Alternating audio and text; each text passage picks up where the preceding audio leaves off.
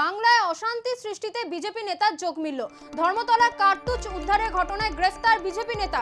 কেতুগ্রামে BJP নেতা রামকৃষ্ণ মাঝি তপশিলি মোর্চার সদস্য। তার অভিযোগ, রামকৃষ্ণ মাঝির সঙ্গে যোগাযোগ অস্ত্র পাচারকারীদের সঙ্গে রয়েছে। বিহার থেকে কার্তুজ আমদানি করে বাংলায় অশান্তির ছক। অস্ত্র পাচারের কারবারে গেরুয়া শিবিরের নেতা যুক্ত এসটিএফ এর পুলিশি তদন্তে উঠে এলো চাঞ্চল্যকর তথ্য।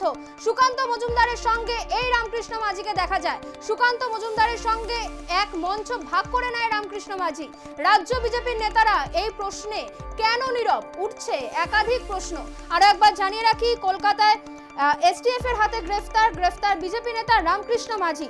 সুকান্ত মজুমদারের সঙ্গে ধৃতের ছবি প্রকাশ্যে।